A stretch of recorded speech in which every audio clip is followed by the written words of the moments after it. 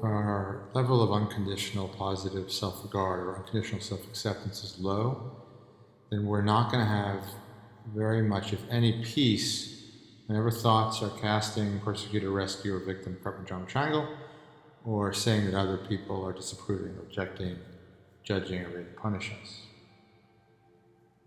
So then we have that frustration, that fear, and that desire, and it's driving us to judge and resist and seek control, and it's making us want to have some product or output or proof or story that it was all worth it, or that we are worthy, and that would somehow justify the suffering. So that's not unconditional positive self-regard, that's conditional. Conditional on having some output, product, image, or story that says we're worthy or says that suffering is worth it. So the idea is to, when that comes, is to just apply ICBM, which is Intelligent Compassionate Beginner's Mind. Just shrug. Just shrug. It's okay. And by not agreeing or disagreeing or trying to suppress, then we have an opening to have compassion, unconditional self-acceptance. So when we're using thank, which is to humbly accept not knowing, then we're not trying to plan or predict or fix the future or replay the past and judge somebody. We're just, part of our appreciation for not knowing is that mistakes will happen. If you knew everything, then you could prevent mistakes. So the mistakes are a sign that we have this thing that we appreciate called not knowing. And if you already knew everything, you couldn't grow, you couldn't evolve. So the ignorance of not knowing, yes, it does cause suffering. It does cause the mind to want to plan and predict and control and judge and grasp and be attached. But that's our attitude to the problem. If the problem is not knowing, and our attitude to the problem is that it's a gift to not know, even if it means all this mental activity, then our attitude to the problem means it's not a problem. So when we have this appreciation for not knowing, when we move to humbly accept not knowing, thank, then we can be present. We can make this moment about this moment, MTM, ATM. So if thoughts are figuring out something, anything at all, then we're not making this moment about this moment, because thoughts are conceptual, or past, future, and image, or some other form that we need to get or change or fix or get removed.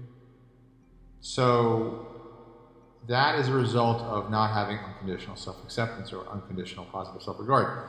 If we have unconditional positive self-regard, if we have unconditional acceptance, not only do we have more peace when thoughts about the compartment drama triangle or other people or our own superego arise, but we also are more able to make this moment about this moment.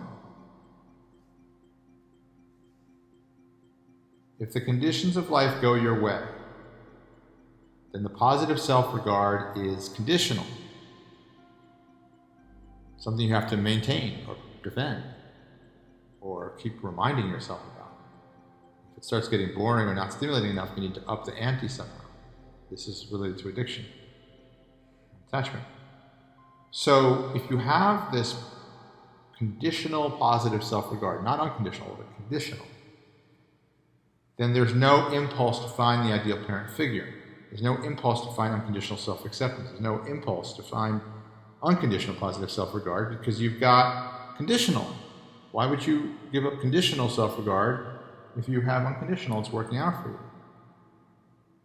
Now, if you have negative self-regard, then you have two choices. You either chase conditional, you chase conditions, or you see how futile it is. That's with wisdom, maybe maturity, and you stop trying to chase after conditions. And then, suddenly, you can make this moment about this moment.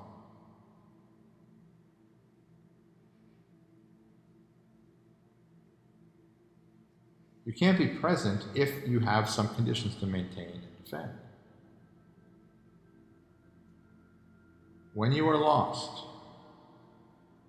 if you don't get what you want, if you let yourself fall, if you let yourself be lost, if you let those bridges burn, then you're more likely to access the ideal parent figure, formlessness, rather than chase a form. You're more likely to move toward unconditional self-acceptance rather than moving to restore favorable conditions and then have conditional self-acceptance. The distinction is based on wisdom. The trigger, in both cases, whether you go up or down in consciousness, is not getting what you want. So we think life is about the pursuit of happiness, or rather getting what makes us happy. And our mind is filled with what is not making us happy. When the truth of it is, at least it seems to me, that when things aren't making you happy, that's your chance to drop conditions. Yes, more likely you're going to chase conditions, get more attached. But if the ultimate goal is unconditional self-acceptance and unconditional positive self-regard, and the gateway to that is not getting what you want, then not getting what you want is what you want. Because if you see the obstacle of the way, as Aurelius said, if you consider that the problem isn't the problem, it's the attitude about the problem, and the problem is not getting what you want, but your attitude about it is, oh, but this is good because this is my invitation to give myself some acceptance unconditionally. Then suddenly not getting what you want is what you want.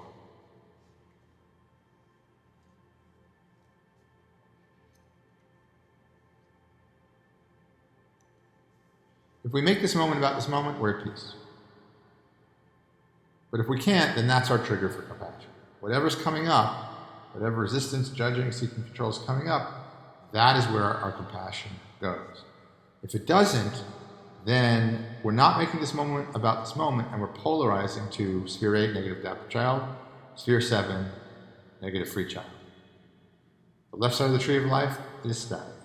The right side of the tree of life is dynamic. They can be positive.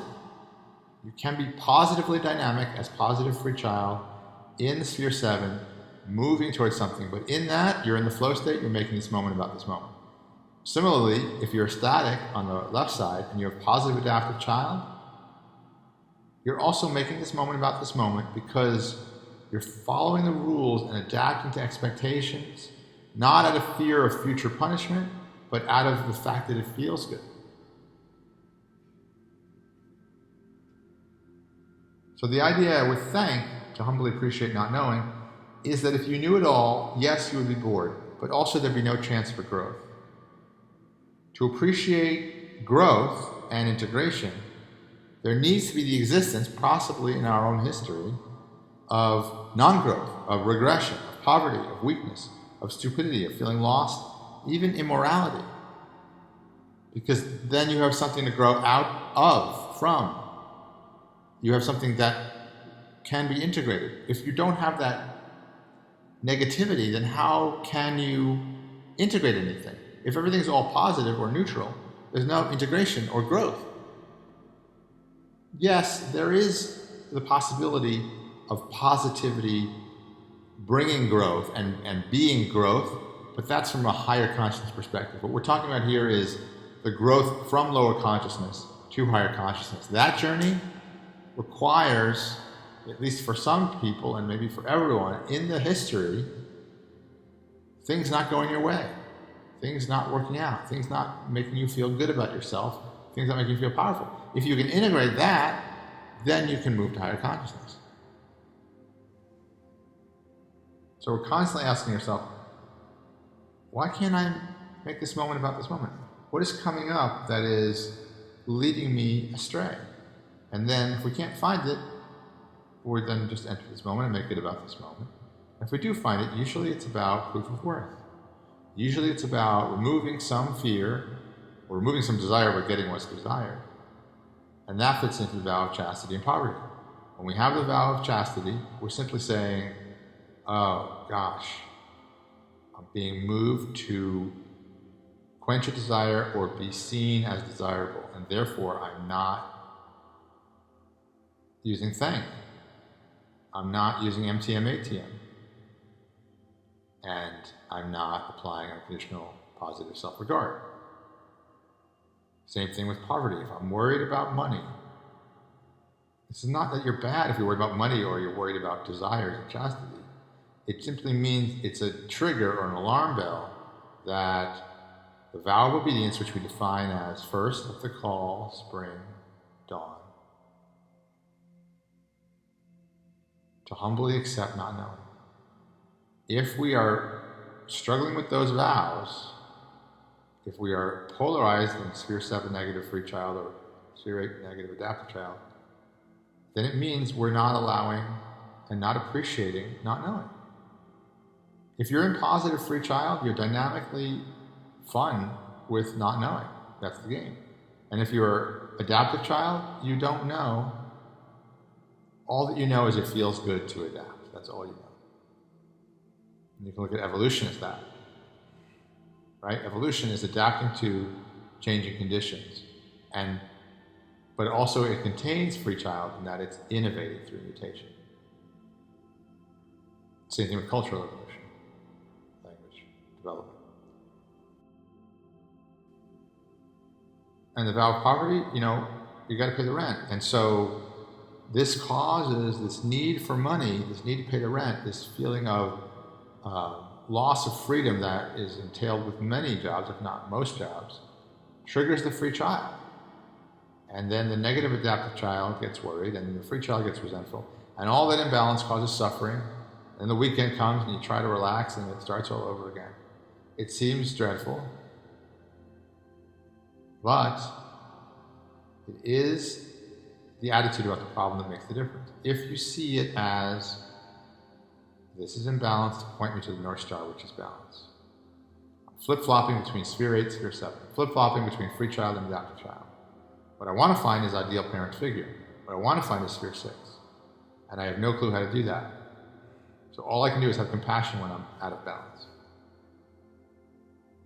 And when you're out of balance, your level of peace, when thoughts cast persecutor, rescuer, and victim, and when they are worried that other people are going to be angry at you, coworkers, boss, spouse, children, parents, teachers, government, police officers, soldiers, it's just a reminder that your unconditional self-acceptance, your unconditional positive self-regard is low. So it's doing you a favor. The obstacle is the way. The attitude about the problem makes the problem go away, or at least diminishes the problem, because you say, oh, I have a low level of peace. I feel like I'm the victim here. Or I'm clearly trying to play rescuer to someone else or to myself. And I know who the persecutor is. You can go down that and chase conditions, or you can say, oh, this is an invitation to go to the unconditional. This is an invitation to make this moment about this moment. This is an invitation to humbly appreciate not knowing. This is an invitation to unconditional self-acceptance, unconditional positive regard. We are often not going to accept an invitation. But unless we get the invitation, how are we going to find our way?